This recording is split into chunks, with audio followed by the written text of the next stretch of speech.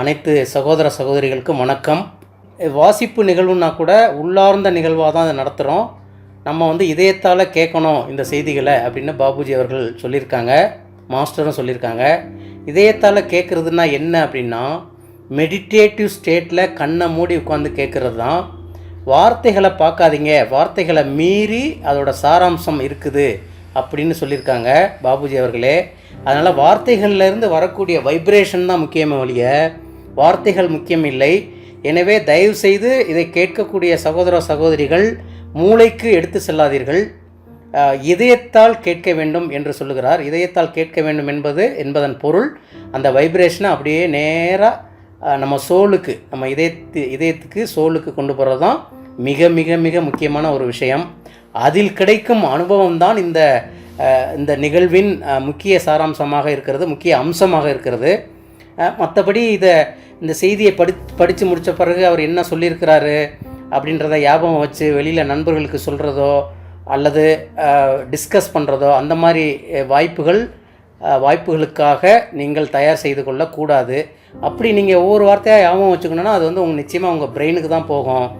முக்கியமான அனுபவத்தை நீங்கள் இழந்துருவீங்க அப்படிங்கிறத உணருங்க.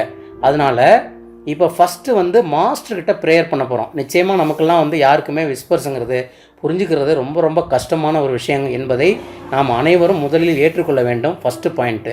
ஏன்னா அது கம்ப்ளீட்டாக ஒரு ஆன்மீக புதையல். அதுக்கு ஒரு ஸ்பிரிச்சுவல் டிக்ஷனரி வேண்டியிருக்கு. ஒவ்வொரு வார்த்தைக்கும் வேறு வேறு அர்த்தம் இருக்குது, வேறு வேறு நிலைகளில் அது ஒர்க் பண்ணுது. அதனால் அவ்வளோ புரிந்து கொள்வது என்பது எளிதல்ல என்பதால் நாம் மாஸ்டரின் உதவியை நாடுகிறோம். ஃபஸ்ட்டு கண்ணை மூடி உட்காந்து மாஸ்டர்கிட்ட தீவிரமாக ஒரு நிமிஷம் கண்ணை மூடி உட்காந்து ப்ரேயர் பண்ணுறோம். எப்படி ப்ரேயர் பண்ணுறோம்? எனக்கு நல்லா புரிய வைங்க மாஸ்டர். இப்போ ஒரு செய்தியை நாங்கள் படிக்க போகிறோம். இதை எனக்கு நல்லா புரியணும், என் வாழ்க்கையில் மிகப்பெரிய மாற்றத்தை கொண்டு வரணும். இது எனக்கு உள்ளார்ந்து நான் போவதற்கு உதவணும். நம்ம மெயினான விஷயமே உள்ளார்ந்து செல்வது தான், ஆழ்ந்த நிலைக்கு செல்வது தான் இல்லையா? அப்போ அந்த ஒரு இதில் ஏன்னா இது ஆன்மாவிற்கு உணவுன்னு சொல்கிறாங்க. இப்போ நீங்கள் ஆன்மாவிற்கான உணவை கொடுக்க போகிறீங்க, ஆன்மாவுக்கு உணவு கொடுக்க போகிறீங்க. அதுதான் இது அமிர்தம் அப்படின்னு சொல்லியிருக்காரு. திஸ் இஸ் நெக்டார் அப்படின்னு சொல்லியிருக்காரு க்ளீனாக. ஸோ இதை ஒரு டெக்ஸ்ட்டாக பார்க்கக்கூடாது, ஒரு உரையா அல்லது ஒரு கட்டுரையாவோ அல்லது பேச்சாவோ அப்படியெல்லாம் பார்க்காம இது ஒரு வைப்ரேஷனாக பாருங்கள். நம்பர் 1. நம்பர் 2, இதன் மூலம் கிடைக்கக்கூடிய பலன் அப்படின்னு பார்த்தீங்கன்னா, இதனால் ஒரு வைப்ரேஷன் டெவலப் ஆகி ஏரியாலாம் க்ளீன் ஆகுதுன்னு சொல்கிறாரு. அப்புறம் ஒரு ஸ்பெஷல் டிரான்ஸ்மிஷன் நேராக ஆன்மாவுக்கு பாஞ்சு ஆன்மாவோட அங்கே இருக்கிற கான்சியஸ்னஸை, அவேர்னஸை விரிவுபடுத்துதுன்னு சொல்கிறாரு. அப்புறம் அது மட்டும் இல்லாமல் நிறைய விழிப்புணர்வு அதாவது ஞான நிலைகள் நம்மளுக்கு வழங்கப்படுகின்றன. சூட்சுமமாக நமக்கே தெரியாமல் நாம் அறியாமையில் இருக்கும்போது அதை மீறி ஒரு ஞான ஒளி பிறப்பதற்கு இந்த செய்திகளில் உள்ள சாராம்சங்கள் உதவுகின்றன அப்படின்னு சொல்கிறாரு. அதாவது இது அளவிட முடியாத நன்மைகள் கிடைக்கின்றனன்னு சொல்கிறாரு. விரைவான ஆன்மீக முன்னேற்றம் கிடைக்கிறதுன்னு சொல்கிறாரு. சீக்கிரம் ஸ்பிரிச்சுவல் ட்ராவல் நடக்குது அப்படின்னு சொல்கிறாரு. இன்னும் எண்ணற்ற பலன்கள் கிடைக்கின்றன என்பதை நாம் எல்லாம் உணர வேண்டும். இதை நான் சொல்லலைங்க, இது பாபுஜி அவர்களே பல செய்திகளில் சொல்லியிருக்காங்க. அதை தான் நான் ஜஸ்ட்டு ஷேர் பண்ணிக்கிறேன். இப்போ மாஸ்டர்கிட்ட நம்ம ப்ரேயர் பண்ணுவோம். இந்த செய்தி எனக்கு நல்லா புரியணும், இது என்னை ஆழ்ந்த நிலைக்கு கூட்டிகிட்டு போகணும் அப்படின்னு சொல்லி ப்ரேயர் பண்ணிப்போம்.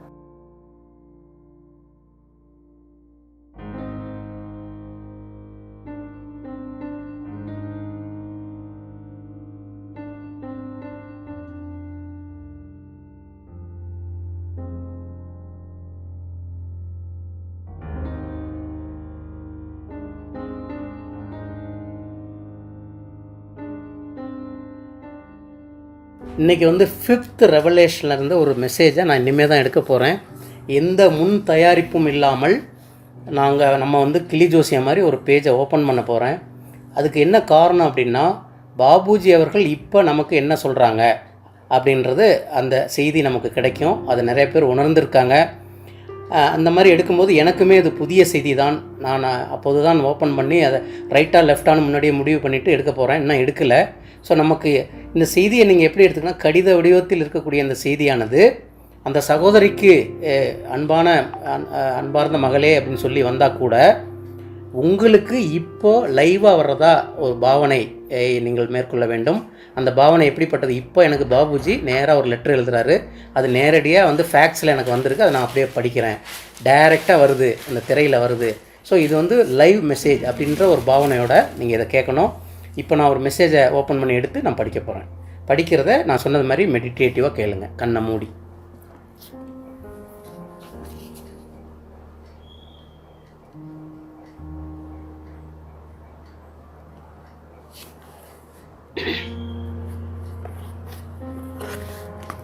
ஃபிஃப்த் ரெவலேஷனில் எனக்கு வந்திருக்கிற செய்தி வந்து பேஜ் நம்பர் 170, பக்க எண் 170 இருக்கிற செய்தி வந்திருக்குது. அதை நான் படிக்க போகிறேன். Whispers from the brighter world, Friday, February 18th, 2005, 10 AM. My dear daughter, every day the human being is given an opportunity to be fulfilled. My dear daughter, every day the human being is given an opportunity to be fulfilled. He must be grateful for it. He must be grateful for it and seize it. Life is like a movie that is taking place over time and whose images follow one another in a well defined order,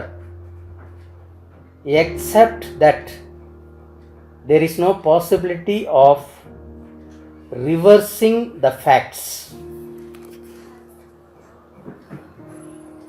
Everything develops around this succession of events of all kinds. Everything develops around this succession of events of all kinds. The many facets of the human personality require this diversity. The many facets of the human personality require this diversity.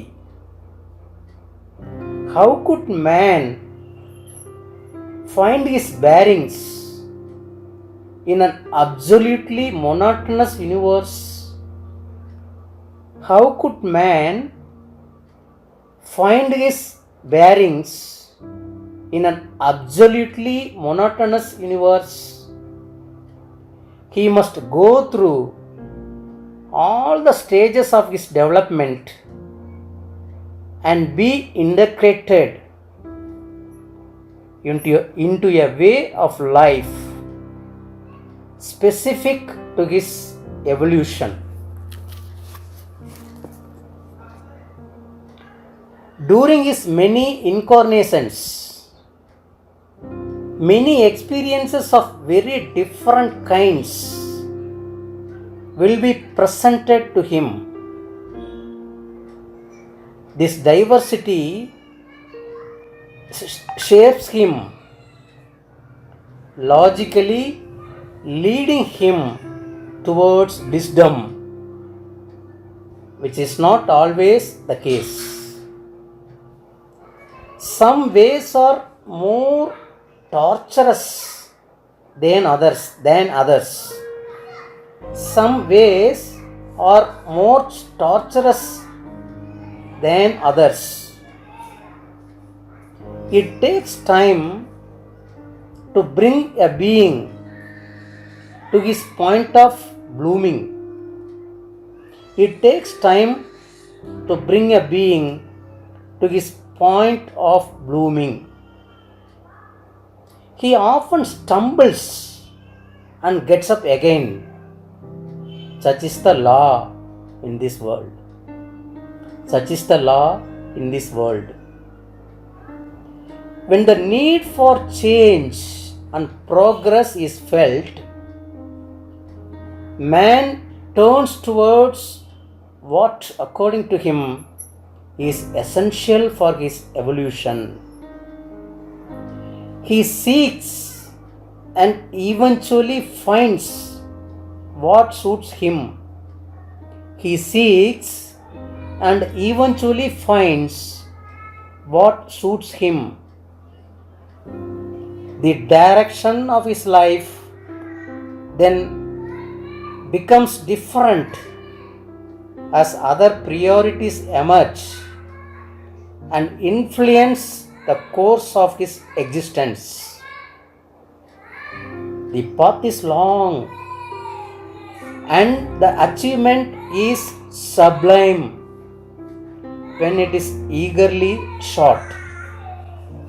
The path is long and the achievement is sublime when it is eagerly sought. A soul opening up to the divine life, a soul opening up to the divine life is like a resplendent sun in the sky. A soul opening up to the divine life is like a resplendent sun in the sky, taking along with it a multitude that is won over and determined. Babuji Maharaj. இப்போது 2 minutes golden சைலன்ஸில் இருப்போம். இது நம்ம ஆன்மாவில் settle ஆகணும் அந்த vibration. அதுக்காக 2 minutes golden silence.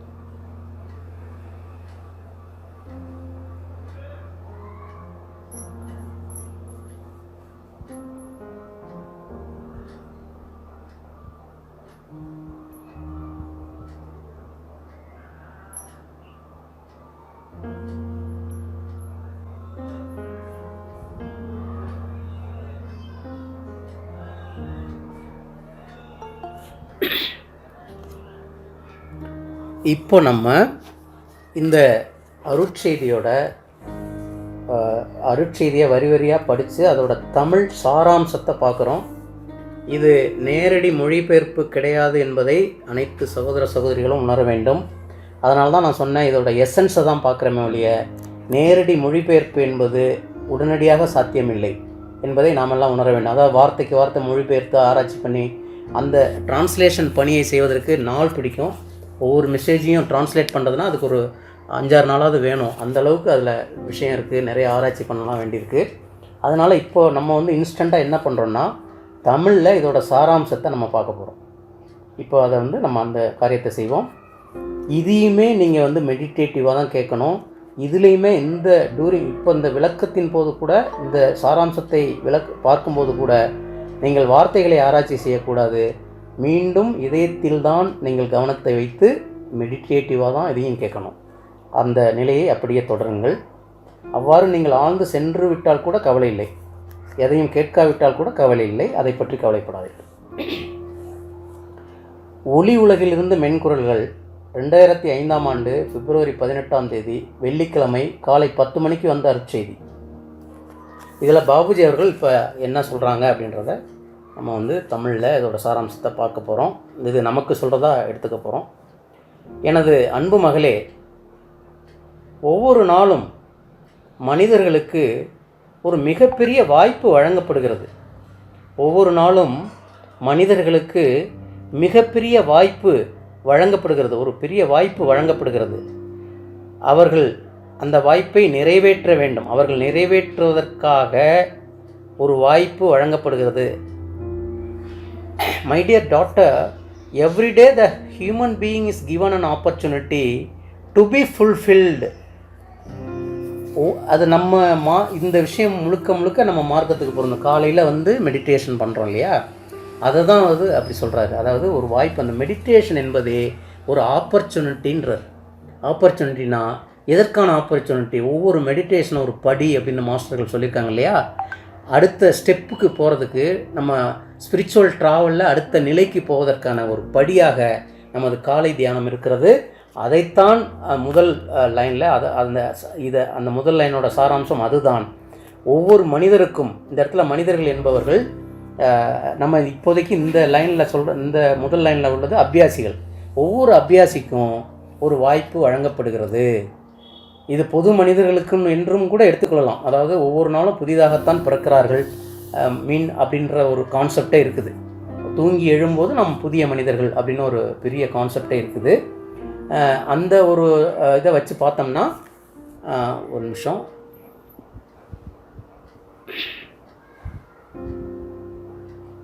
Right okay, நான் இன்னொரு லிங்க்கில் இருக்கேன், அப்போ தான் அட்மிட் ஆவாங்க, அதில் ஜாயின் பண்ணுறவங்க, சாரி அதுக்காக தான். ஓகே, ஸோ ஒரு பெரிய ஆப்பர்ச்சுனிட்டி கொடுக்கப்படுகிறதுன்னு சொல்கிறாரு. அதே லைனில் செமிகோலன் போட்டு he must be grateful for it and seize it. அடுத்து சொல்கிறாருங்க ரொம்ப தெளிவாக, அவ்வாறு வழங்கப்படும் அபியாசிகளுக்கு ஒவ்வொரு நாளும் ஒரு பெரிய ஆப்பர்ச்சுனிட்டி, ஒரு சந்தர்ப்பம் வழங்கப்படுகிறது ஆன்மீகத்தில் வளர்வதற்காக. அவ்வாறு ஆன்மீகத்தில் வளர்வதற்காக வழங்கப்படும் சந்தர்ப்பத்தை இதயத்தில் நன்றியுணர்வு பொங்க அந்த மனிதர் ஏற்றுக்கொள்ள வேண்டும். சகோதரனோ சகோதரியோ, நம்ம அபியாசிகள் யாராக இருந்தாலும் இதயத்தில் நன்றியுணர்வு பொங்க அந்த வாய்ப்பை அவர்கள் பயன்படுத்தி கொள்ள வேண்டும்.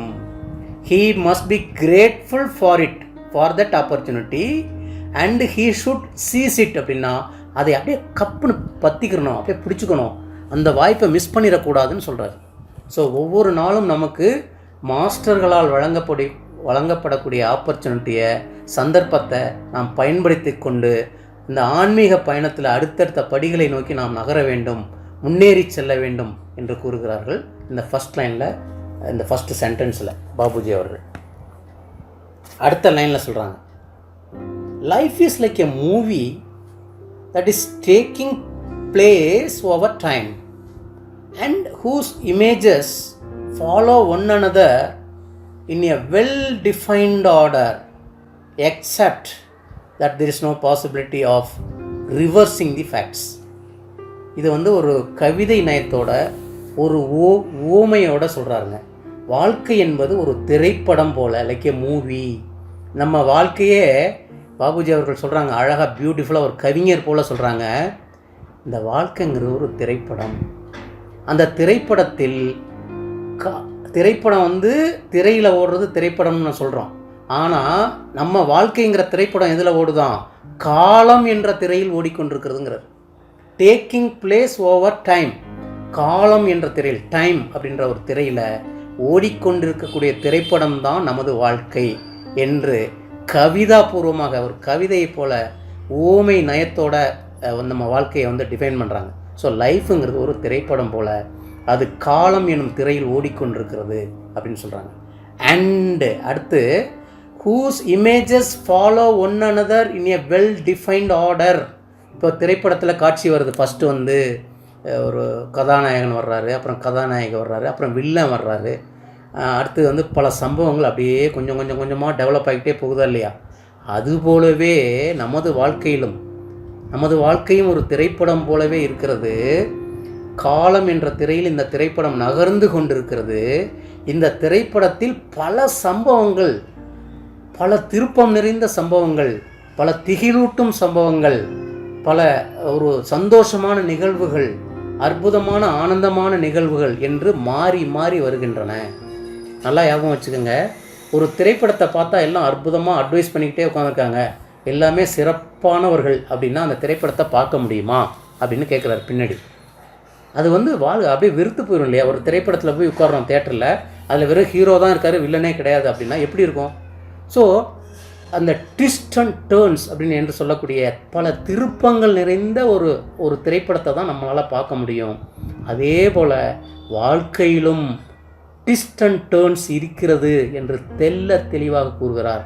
அவ்வாறு அந்த ஓமையை எடுத்துக்கொள்வதன் மூலம் மாஸ்டர் சொல்ல வருவது என்னவென்றால், பாபுஜி அவர்கள் சொல்ல வருவது என்னவென்றால், வாழ்க்கையிலும் நமக்கு திருப்பங்கள் அவசியம், ட்விஸ்ட் அண்ட் டேர்ன்ஸ் அவசியம். இல்லை என்றால் வாழ்க்கையே புளித்து போய்விடும், சலித்து போய்விடும் அப்படின்னு அழகாக சொல்கிறாங்க. அடுத்து ஒரே ஒரு விஷயந்தான், திரைப்படத்துக்கும் இதுக்கும் உள்ள ஒரே ஒரு வித்தியாசம் என்னென்னா, திரைப்படத்தில் இப்போ நீங்கள் நம்ம ஒரு கம்ப்யூட்டரில் ஒரு திரைப்படம் பார்க்குறோம், ஒரு காட்சியை மிஸ் பண்ணுறோன்னா ரிவர்ஸ் பண்ணி பார்த்துக்கலாம்.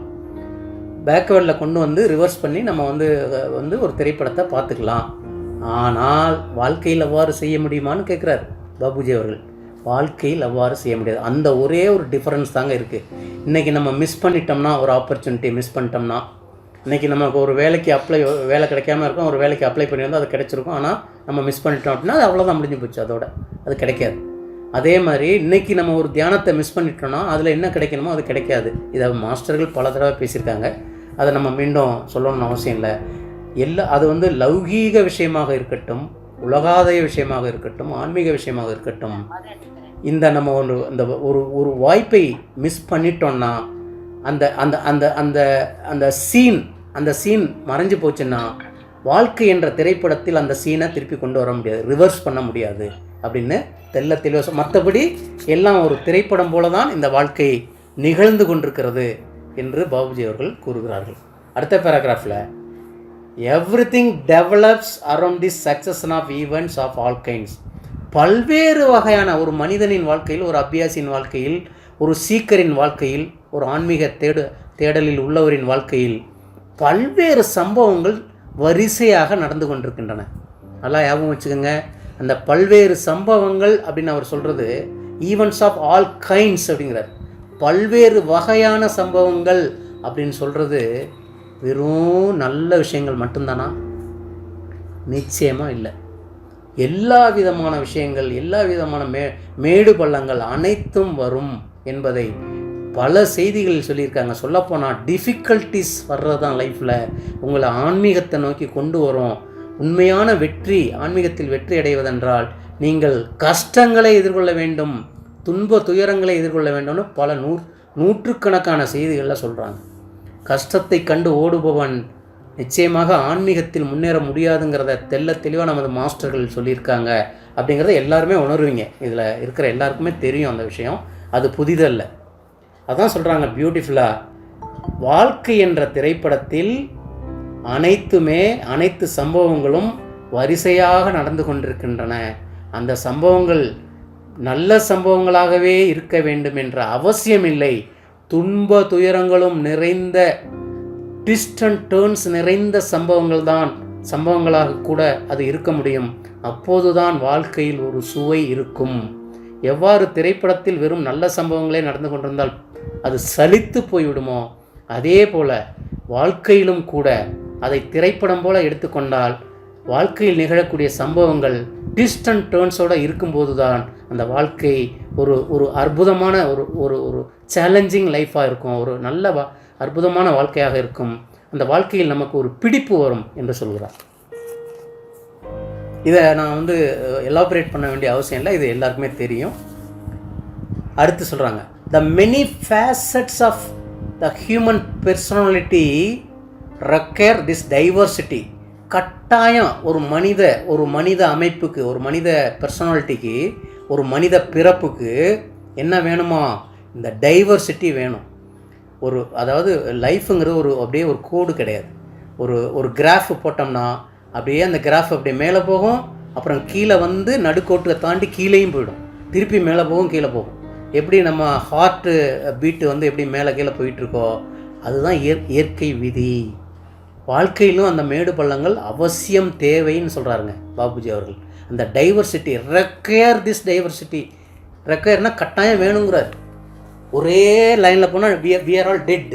ஒரு இதயத்தை போய் இதய துடிப்பை பார்க்குறோம்.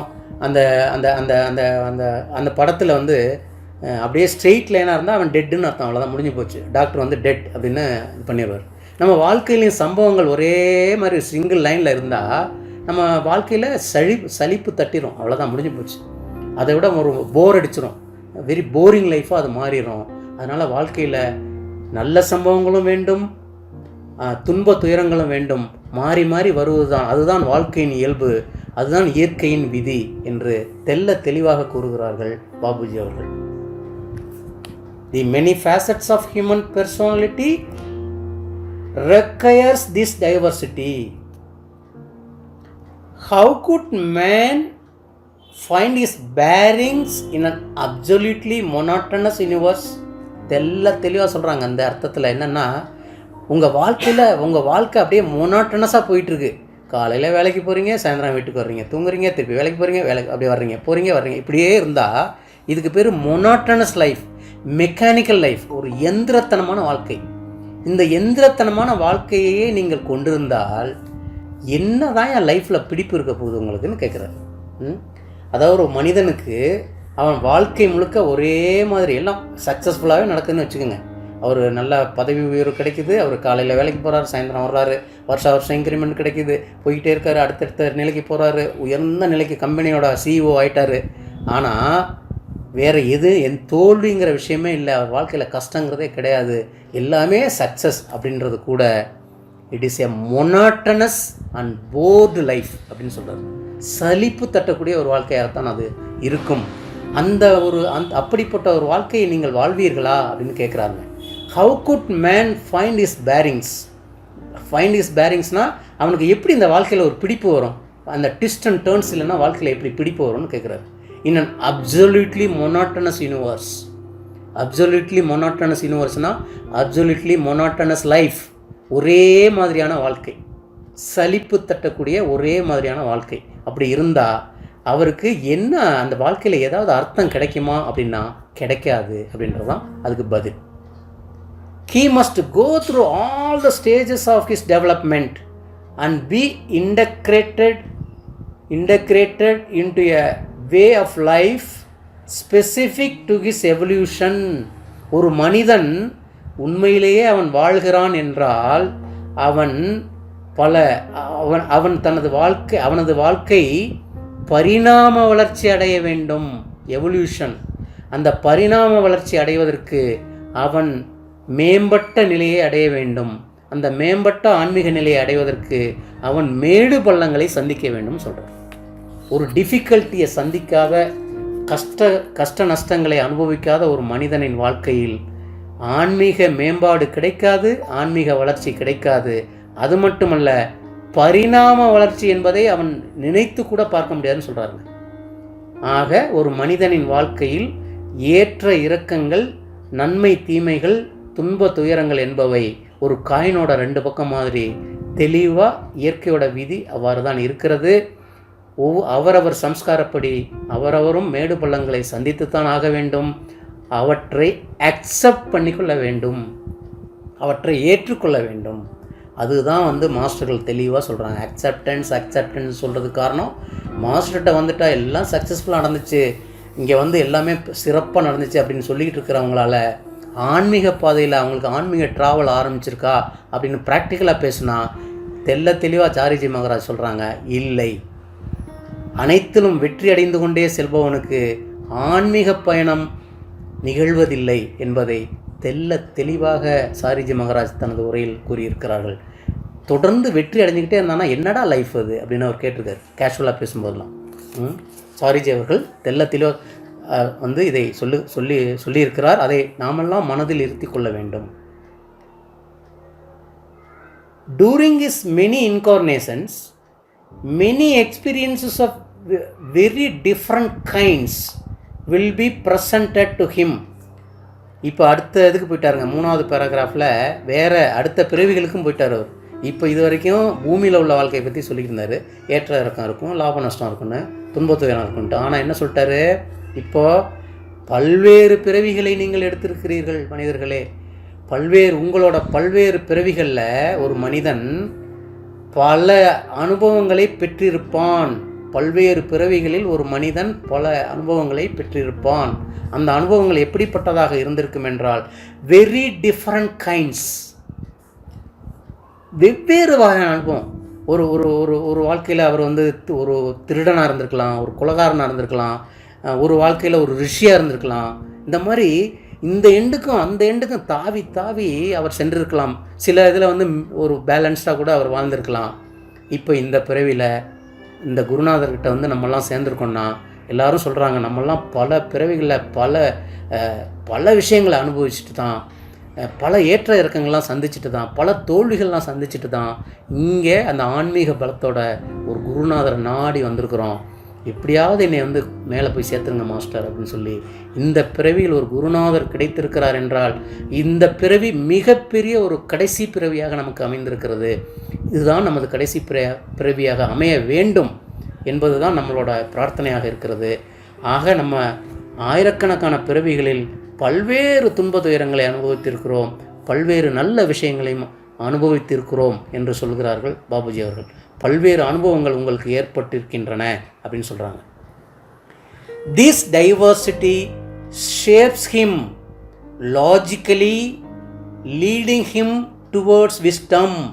இவ்வாறு பல்லாயிரம் பிறவிகளில் அந்த மனிதன் பெற்ற அந்த அனுபவங்கள் தான், அந்த நல்லது கெட்டதுகள் தான் அந்த மனிதனை வடிவமைத்தது. ஷேப்ஸ் ஹிம், எதை நோக்கி வடிவமைச்சது, எதை நோக்கி அவனை ஃபார்ம் பண்ணுச்சு அப்படின்னா ஞானத்தை நோக்கி அவரை தள்ளிவிட்டது, ஞானத்தை நோக்கி அவரை செல்ல வைத்தது, ஞானத்தை நோக்கி விவேகத்தை நோக்கி அவரை பயணிக்க வைத்தது, ஆன்மீகத்திற்கு வர வைத்தது.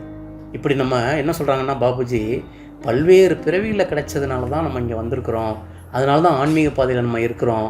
இந்த பிறவியில் மட்டும் நம்ம அனுபவித்ததை மட்டும் வச்சு நம்ம இங்கே வரல, இவ்வளோ பெரிய குருநாதர் நம்மளுக்கு கிடைச்சிருக்க மாட்டார். பல பிறவிகளில் நம்ம ஏங்கி தவித்ததன் பலனாகத்தான் இப்போது இப்படிப்பட்ட உயர்ந்த நிலையிலான குருநாதர் நமக்கு கிடைத்திருக்கிறார் என்று உரைக்கிறார். இதோட சாராம்சம் அதுதான். Which is not always the case. அடுத்து ஒரு ட்விஸ்ட் வைக்கிறாங்க. பாபுஜியை இதையே ஒரு திரைப்படம் மாதிரி கொண்டு போகிறாங்க. சரிங்க, நம்ம பல பிறவிகள் எடுத்தோம், பல நல்லது கெட்டெல்லாம் அனுபவித்தோம், இப்போ மாஸ்டர்கிட்ட வந்துட்டோம், வந்த பிறகு எல்லாருக்கும் ஞானம் கிடைச்சிருதா? இல்லை அப்படின்னு தெளிவாக சொல்கிறார். அதாவது சத்தியத்தை மட்டுமே வந்து இவங்க பேசுகிறாங்க. இவங்க யாரோட முகத்தாட்சியத்துக்காகவும் பேச வேண்டிய அவசியம் இல்லை. அதனால் சொல்கிறாங்க, which is not always the case. Okay, வந்துட்டோம், குருநாதர்கிட்ட வந்துட்டோம், அபியாசி ஆகிட்டோம், எல்லாம் பண்ணிட்டோம், அருமையான ஒரு குருநாதர் கிடைச்சிட்டாரு. ஆனால் ஞானம் கிடைச்சதா அப்படின்னா which is not always the case அப்படின்னா எல்லாருக்கும் எல்லா நேரத்துலையும் இது கரெக்டாக நடந்துறது இல்லை. எப்போதுமே எல்லோரும் அந்த ஞானத்தை நோக்கி நகர்வது இல்லை என்று தெல்ல தெளிவாக அடுத்த அந்த லைன்லேயே ஒரு ட்விஸ்ட் வச்சுருக்கார் பாபுஜி அவர்கள். அடுத்து சொல்கிறாங்க, some ways are more torches. இந்த இடத்துல ஆர் வந்து ஏதோ டைப்போ மிஸ்டேக் இருக்குங்க, இதில் டார்ச்சரஸ்னு வரணும், டார்ச்சஸ் அப்படின்னு வந்திருக்கு, அதை நம்ம பின்னாடி பார்த்துக்கலாம். Some ways are more torturous than others. சில ஆன்மீக பாதைகள், ஓகே, இவர் வந்து இதுலேருந்து தெரியுது, இந்த வரியிலேருந்து என்ன தெரியுதுன்னா, அபியாசிகளுக்கு மட்டும் அவர் பேசலை, ஒரு மனிதனை ஜென்ரலாக பேசுகிறார். சில மனிதர்கள் சில ஆன்மீக பாதைகளுக்கு செல்கிறார்கள். அங்கே அந்த ஆன்மீக பாதை மற்ற சில ஆன்மீக பாதைகளை விட டார்ச்சரஸாக இருக்கிறது, சிக்கல் நிறைந்ததாக இருக்கிறது. இது எல்லாருக்கும் தெரியும். இப்போ வந்து திபத்தில் வந்து என்ன பண்ணுறாங்கன்னு எல்லாருக்கும் தெரியும். அதாவது அப்படியே தியானத்திலேயே எப்போ பார்த்தாலும் இருப்பாங்க. சந்நியாச வாழ்க்கை அது ஒரு வகையான வாழ்க்கை. சில பேர் இமயமலையில் போய் தியானம் பண்ணுறாங்க, குடும்பத்தெல்லாம் விட்டுட்டு, அது ஒரு வகையான வாழ்க்கை. அதேமாதிரி வேறு மாஸ்டர்ஸ் கிட்ட பண்ணுறாங்க, அவங்க வந்து உடல் ரீதியான யோகாக்கள்லாம் சொல்லி கொடுக்குறாங்க, அது ஒரு வகையான வாழ்க்கை. ஸோ ஒவ்வொரு மாஸ்டர்கிட்டையும் போகும்போது, ஒவ்வொரு ஆன்மீக பாதையிலையும் போகும்போது, சில ஆன்மீக பாதைகள் மற்ற ஆன்மீக பாதைகளை விட டார்ச்சரஸாக உள்ளன. சில பேர் கஷ்டமான பாதையில் போய் மாட்டி சிக்கி சீரழிஞ்சிட்டு இருப்பாங்க, சில பேருக்கு எளிமையான பாதை கிடைத்து விடும். அந்த எளிமையான பாதை தான் நமது சகஜ மார்க்க பாதை, த ஹார்ட்ஃபுல்னஸ் வே என்பதை நாம் உணர வேண்டும். அப்புறம் சொல்கிறாங்க, it takes time to bring a being to his point of blooming. அடிபட்டு நான் வந்து உதாரணத்துக்கு என்னோடய பர்சனல் எக்ஸ்பீரியன்ஸ், ஏற்கனவே 4 மார்க்கங்களை நான் இருந்திருக்கிறேன், 4 விதமான பயிற்சி முறைகளை செஞ்சுருக்கிறேன். கடைசியில் தான் இங்கே வந்து சேர்ந்தேன். 38 வயசில் தான் நான் வந்து செட்டிங் வாங்கினேன். அப்போ தான் என்னை மாஸ்டர் இங்கே கூப்பிட்டுக்கிட்டாரு. ஸோ என்னோடய பர்சனல் எக்ஸ்பீரியன்ஸில் வச்சு பார்த்தா கூட பல்வேறு மார்க்கங்களை நான் அடிபட்டிருக்கேங்க. ரொம்ப பல விஷயங்களில் பல குருமார்கள் பல புக்கெல்லாம் படித்து ரொம்ப கஷ்டப்பட்டு தான் நான் இங்கே வந்து சேர்ந்தேன். அது ரொம்ப ரொம்ப முக்கியமான விஷயம். சில பேர் நேராக வந்திருக்கலாம், பட் நான்லாம் ரொம்ப அடிபட்டு தான் இங்கே வந்தேன். அதனால தான் எனக்கு இந்த மாஸ்டரோட அருமை ரொம்ப ஈஸியாக டக்குன்னு எனக்கு தெரிஞ்சது. அதை நான் வந்து இங்கே வந்து என்னோடய பர்சனல் எக்ஸ்பீரியன்ஸாக நான் வந்து ஷேர் பண்ணிக்கிறேன். அதுதான் சொல்கிறாரு, ஒரு மனிதன் தனது மலரும் தன்மைக்கு பாயிண்ட் ஆஃப் ப்ளூமிங், அவனது ஆன்மா மலர்ச்சி அடைய வேண்டும் என்றால் அந்த ஆன்மா மலர்ச்சி அடையக்கூடிய நிலைக்கு வருவதற்கு பல காலம் பிடிக்கிறது. It takes time to bring a being to his point of blooming. So இந்த வாழ்க்கையாக இருக்கட்டும், இல்லை பல பிறவிகளாக இருக்கட்டும், ஒரு மனிதனை அவனது ஆன்மீக மலர்ச்சி நிலைக்கு கொண்டு வருவதற்கு பாயிண்ட் ஆஃப் ப்ளூமிங், ப்ளூமிங்னா அந்த ஆன்மா அப்படியே பூ போல் மலர்ந்து கடவுளை நோக்கி ட்ராவல் பண்ணுறது. அந்த மாதிரி பூ போல் மலர்ந்து கடவுளை நோக்கி ட்ராவல் பண்ணுற அந்த அற்புதமான ஆன்மீக யாத்திரையை கொண்டு வருவதற்கு ரொம்ப காலம் பிடிக்குதுன்னு சொல்கிறார். இவர் சொல்கிற அந்த ரொம்ப காலங்கிறது 1 கோடி வருஷமாக இருக்கலாம், 2 கோடி வருஷமாக இருக்கலாம், 5 கோடி வருஷமாக கூட இருக்கலாம். நம்ம ஆன்மா நம்ம சொல்ல முடியாத பூமி தோன்றிய காலத்திலிருந்து கூட நமது ஆன்மா பயணித்து கொண்டே இருக்கிறது என்பதுதான் உண்மை.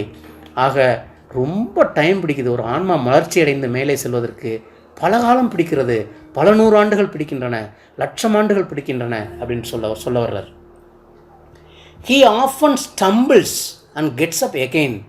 அவனோட வாழ்க்கை பாதையில் பல பிறவிகளில் பல முறை வழுக்கி விழுந்திருக்கிறான். ஸ்டம்பிள்ஸ், தடுமாறி விழுந்திருக்கிறான். அப்புறம் மீண்டும் அந்த ஆன்மா எழுந்திரிச்சு வந்திருக்குது, மீண்டும் ஆன்மீக பாதைக்கு வந்திருக்குது. Such is the law in this world. அதுதாங்க வாழ்க்கைன்டர், அதுதான் வாழ்க்கையின் விதி. ஒரு மனிதன் தனது வாழ்க்கை பயணத்தினூடே, திரைப்படம் போன்ற இந்த வாழ்க்கையினூடே பல முறை கீழே விழுந்து மீண்டும் எழுந்து மீண்டும் விழுந்து மீண்டும் எழுந்து மாறி மாறி மாறி வந்திருக்கிறான். கடைசியாக இந்த குருநாதர்களிடம் வந்து இந்த ஆன்மீக பாதையில் வந்து சேர்ந்திருக்கிறான் அப்படின்னு சொல்ல வர்றாரு. அப்படி சேர்ந்த பிறகு அவனது ஆன்மா மலர ஆரம்பித்து விடுகிறது. ரொம்ப கஷ்டப்பட்டு தான் இங்கே வந்து சேர்ந்துருக்குது இந்த ஆன்மா. அதற்கு பிறகு ஆன்மீக மலர்ச்சி ஏற்படுகிறது. அதற்கு பல காலங்கள், பல 100 ஆண்டுகள் பிடித்து விட்டன அப்படின்னு சொல்ல வர்றார். அதுதான் அதோட சாராம்சம். அடுத்த பேராகிராஃபில், when the need for change and progress is felt, man turns towards what according to him is essential for his evolution. ஒரு மனுஷனுக்கு அது வரைக்கும் நான் வந்து திருந்தவே இல்லைங்க, இங்கே வந்துட்டேன், இனிமேல் அவ்வளோதாங்க, இனிமேல் நான் திரும்பி போகிறதில்ல, பழைய வாழ்க்கை முறைக்கு போக மாட்டேன் அப்படின்னு சொன்னவங்கள நிறைய பேர் நான் பார்த்துருக்குறேன். சில நண்பர்கள் நான் இங்கே வரலைன்னா அழிஞ்சு போயிருப்பேங்க, நான் ரவுடியாக இருந்தேன் அப்படின்னு சொன்ன அபியாசி நண்பர்களையும் நான் சந்திச்சிருக்கிறேன். சில பேர் வந்து நான் இங்கே வரலைன்னா தற்கொலை பண்ணியிருப்பேங்க, அவ்வளோ மோசமான சூழ்நிலை அப்படின்னு சொன்னவங்களையும் பார்த்துருக்குறேன். அப்போ சொல்கிறாங்க, ஒரு மனித ஆன்மாவிற்கு எப்போது தான் மாற்றம் அடைய வேண்டும் என்று ஒரு மனித ஆன்மா நினைக்கிறதோ அப்போது அவர் தனக்குள்ளேயே பயணத்தை தொடங்கி விடுகிறார். தனது பரிணாம வளர்ச்சி எதன் மூலம் கிடைக்கும் என்று அறிந்து கொண்டு அந்த ஞானத்தை பெற்று உள்ளார்ந்த பயணத்தை அவர் தொடங்கி விடுகிறார். அது வரைக்கும் பல நூற்றாண்டுகளாக பல பிறவிகளாக வெளிப்புறமாக சென்ற சக்தியானது ஞானம் கிடைத்தவுடன், ஒரு நல்ல குருநாதர் கிடைத்தவுடன் உள்நோக்கிய ட்ராவலை ஆரம்பிச்சிருது. அதுதான் பரிணாம வளர்ச்சிக்கு உதவுவதை அவர் நன்கு உணர்கிறார்.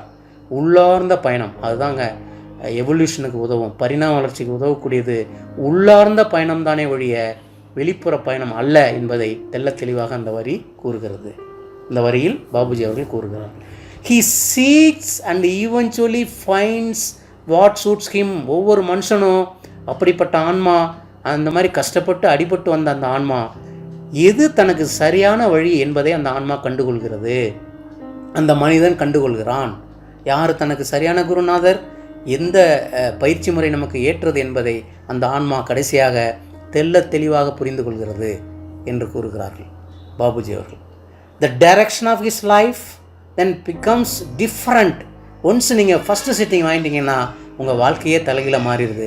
வேறு மாதிரி உங்கள் சக்திகள்லாம் வெளிப்புறத்தில் போய் விரயமானது போக அப்படியே ரிவர்ஸ் ஆகி டைரக்ஷன் அப்படியே மாறி ஆன்மாவை நோக்கி உங்கள் சக்திகள் எல்லாம் பயணிக்க ஆரம்பித்து விடுகின்றன. as other priorities emerge and influence the course of his existence.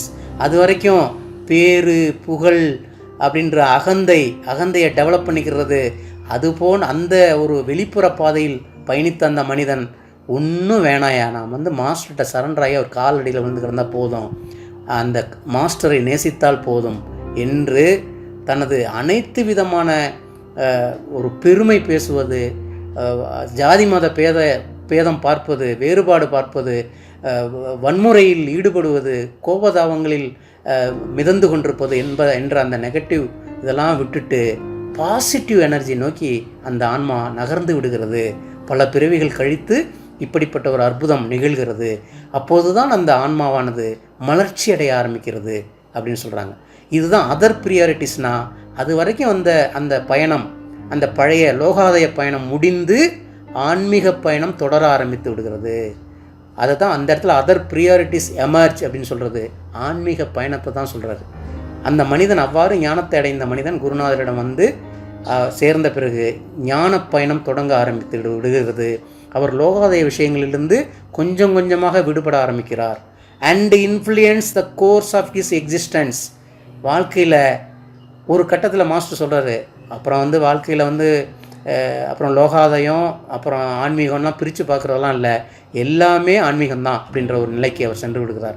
அவரது லோகாதய விஷயங்களை கூட ஆன்மீகமாக பண்ண ஆரம்பித்து விடுகிறார் அப்படின்னு சொல்கிறார். ஒரு கட்டத்தில் 99.99% அவரது வாழ்க்கை, அப்படிப்பட்ட ஆன்மாவின் வாழ்க்கை ஆன்மீகமாகவே மாறிவிடுகிறது. ஆன்மீக அனுபவங்களாகவே அனைத்தும் மாறிவிடுகின்றன. அவருக்கு லோகாதாயம் என்ற ஒரு விஷயம் இருந்ததா இல்லையா என்பது கூட தெரியாமல் போய்விடுகிறது என்று கூறுகிறார்கள். அந்த ஆன்மீகம் அவரை ஆக்கிரமிக்க ஆரம்பித்து விடுகிறது அப்படின்னு சொல்கிறார். பட் ஆனால் ஒரு ட்விஸ்ட் வைக்கிறாங்க திருப்பி, த பாத் இஸ் லாங். ஆனால் ஈஸியாக கிடச்சிருமா? இந்த ஆன்மீக பயணம், இந்த பாதை என்பது மிக நீண்டது, எட்டர்னல் பாத்துன்றாங்க. The path is long and the achievement is sublime. ஆனால் அப்படிப்பட்ட நீண்ட பாதையில் வந்து நீங்கள் சாதிச்சிட்டிங்கன்னா அது அற்புதமான, சப்ளைம்னா ஒரு தெய்வீகமானதுன்னு அர்த்தம். சப்ளைம் அப்படின்னா ஒரு டிவைன், அது வந்து தெய்வீகமான மாற்றமாக அது ஆகிவிடுகிறது. அதாவது ஒரு இரும்பாக இருந்த ஒரு மனிதன் அவரோட கண்டிஷன் தங்கம் போல் தகதக்க ஆரம்பித்து விடுகிறது. ஒரு ஒளி வீச்சு போல் ஆகிவிடுகிறது, ஒரு நவரத்னம் போல் ஆகிவிடுகிறதுன்னு நம்ம சொல்லலாம் ஓமைக்காக. when it is eagerly sought. ஆனால் சொல்கிறாருங்க, அழகாக சொல்கிறாரு, ஒரு ஆன்மா எப்போது ஆர்வத்துடன் குருநாதரை நோக்கி நகர்கிறதோ, ஆர்வத்துடன் குருநாதரை நேசிக்கிறதோ, ஆர்வத்துடன் குருநாதரிடம் சரணடைகிறதோ, அப்போதுதான் அந்த ஆன்மா மலர்ச்சி அடையும். அப்போதுதான் அந்த ஆன்மா இந்த பிறவியில் எதை சாதிக்க வேண்டுமோ அதை சாதிக்கும். நம்ம நினச்சிக்கிட்டு இருக்கிற இந்த லோகாதய வாழ்க்கையில் நடக்கிற வெற்றி அதெல்லாம் ஒன்றுமே இல்லைங்க. மாஸ்டர்கள் வந்து அதுக்காக மாஸ்டர்கள் இல்லவே இல்லை. நம்ம என்ன வெற்றி அடைஞ்சிருக்கலாம், நம்ம சொந்த வீடுகள் வாங்கியிருக்கலாம், பிள்ளைங்களாம் நல்லா இருந்திருக்கலாம், மாஸ்டர்கிட்ட வந்த பிறகு எல்லாமே சக்ஸஸ்ஃபுல்லாக இருந்திருக்கலாம். ஆனால் அதுக்காகவா வந்தோம்? இல்லை. நாமெல்லாம் தனித்தனி மனிதர்கள். நம்ம பிள்ளையாக இருக்கட்டும், மனைவியாக இருக்கட்டும், கணவனாக இருக்கட்டும், நம்ம இண்டிவிஜுவல் சோல்ஸ். நம்மளாம் இந்த இண்டிவிஜுவல் சோல் எந்த அளவுக்கு மலர்ச்சி அடைகிறதுக்கு நோக்கி, ஆன்மீகத்தை நோக்கி நகருது அப்படின்றது தான் முக்கியம்.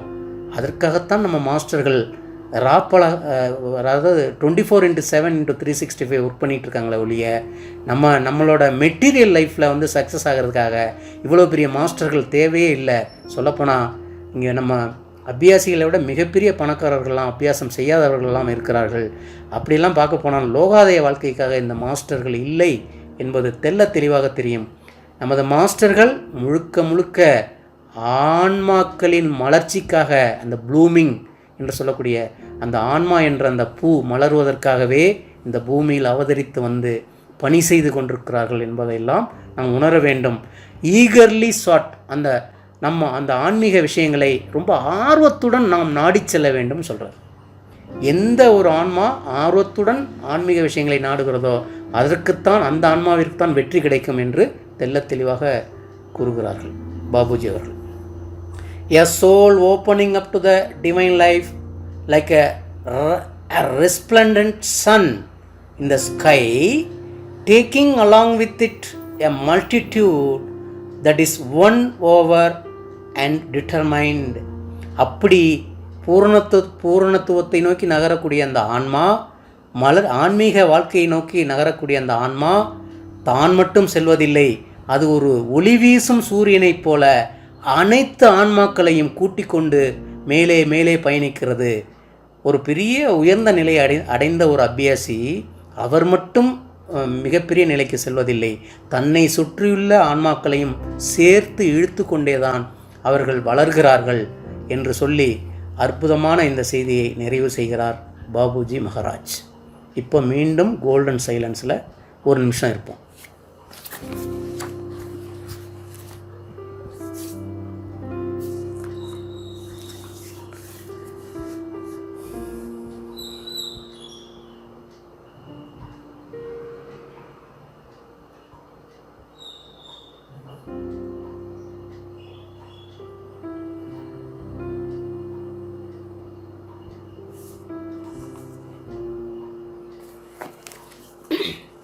ஒரு ஃபுல் ரீட் விட்டுறேன், அப்படியே திருப்பி கேளுங்க. Whispers from the brighter world, Friday, February 18th, 2005, 10 AM. My dear daughter, every day the human being is given an opportunity to be fulfilled. He must be grateful for it and seize it. Life is like a movie that is taking place over time and whose images follow one another in a well-defined order, except that there is no possibility of reversing the facts. Everything develops around this succession of events of all kinds. The many facets of the human personality require this diversity. How could man find his bearings in an absolutely monotonous universe? He must go through all the stages of his development and be integrated into a way of life specific to his evolution. During his many incarnations, many experiences of very different kinds will be presented to him. This diversity shapes him, logically leading him towards wisdom, which is not always the case. Some ways are more torturous than others. It takes time to bring a being to his point of blooming. He often stumbles and gets up again. Such is the law in this world. When the need for change and progress is felt, man turns towards what, according to him, is essential for his evolution. He seeks and eventually finds what suits him. The direction of his life then becomes different as other priorities emerge and influence the course of his existence. The path is long and the achievement is sublime when it is eagerly sought. A soul opening up to the divine life is like a resplendent sun in the sky, taking along with it a multitude that is won over and determined. Babuji Maharaj. மீண்டும் golden சைலன்ஸில் ஒரு நிமிஷம் இருப்போம். இந்த முறை நன்றி சொல்லி, இந்த அற்புத செய்திக்காக அனைவருக்கும் நன்றி சொல்லி, அனைத்து மாஸ்டர்களுக்கும் நன்றி சொல்லி ஒரு நிமிஷம் கோல்டன் சைலன்ஸில் இருப்போம்.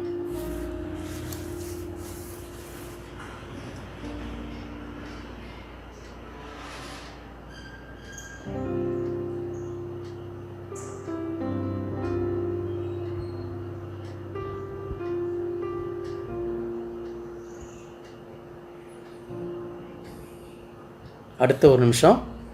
ஒவ்வொரு நிகழ்வு முடியும் போது நம்ம அதை செய்கிறோம் வழக்கமாக. புதியவர்களுக்காக சொல்கிறேன். மாஸ்டரோட தாஜி மகாராஜ் அவர்களோட நல்ல, அதாவது ஒரு சிறந்த ஆரோக்கியத்திற்காகவும் நீண்ட ஆயுளுக்காகவும் ஒரு ப்ரேயர்.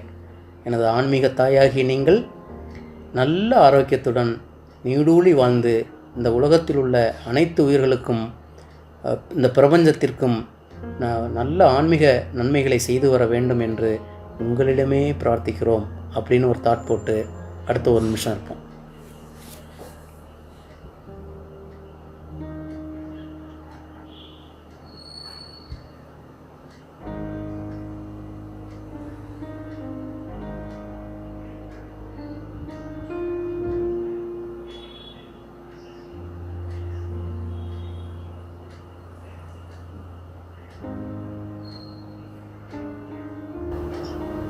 இத்துடன் இந்த வாசிப்பு நிகழ்வு முடிந்தது. நான் திரு பொய்யாமொழி அவர்களுக்கு மாற்றுகிறேன்.